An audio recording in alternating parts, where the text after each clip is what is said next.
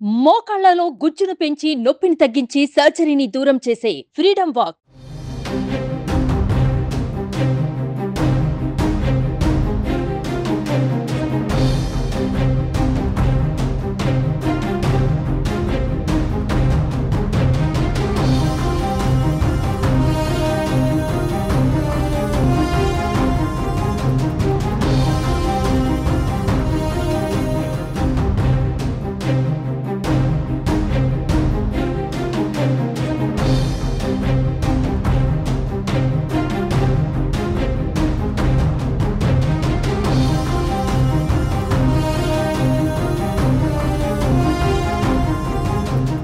Counting వేళ postal బ్యాలెట్ల అంశంలో వైసీపీకి షాక్ తగిలింది. పోస్టల్ బ్యాలెట్ డిక్లరేషన్ ఫారంపై 6వ సంతకం ఉంటే సరిపోతుందని, స్టాంప్ హోదా లేకపోయినా పర్వాలేదన్న ఈసీ వాదనలను సమర్థిస్తూ ఏపీ హైకోర్టు సంచలన తీర్పును వెలువరించింది. ఈసీ ఉత్తర్వులో జోక్యం చేసుకోవడానికి ధర్మాసనం నిరాకరించింది.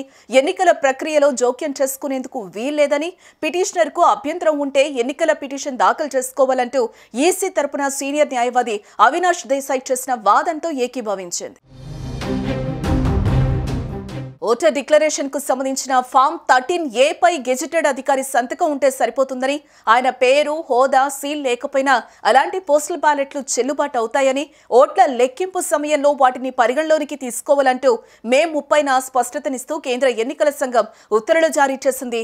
ఈ ఉత్తర్వులను సవాల్ చేస్తూ వైసీపీ ప్రధాన కార్యదర్శి లేళ్ల అప్పిరెడ్డి హైకోర్టులో పిటిషన్ దాఖలు చేశారు.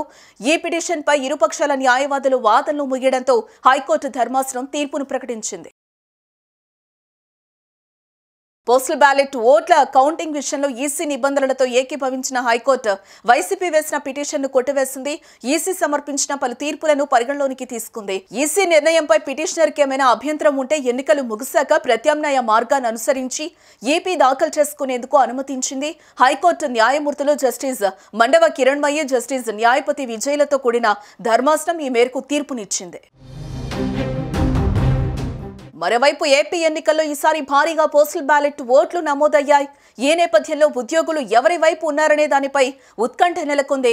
ఉద్యోగులు ప్రభుత్వ వ్యతిరేకతతోనే కూటమికి ఓట్లు వేశారని టీడీపీ నేతలు చెప్తూ ఉండగా, ఇదంతా పాజిటివ్ ఓట్లని వైసీపీ చెప్తోంది.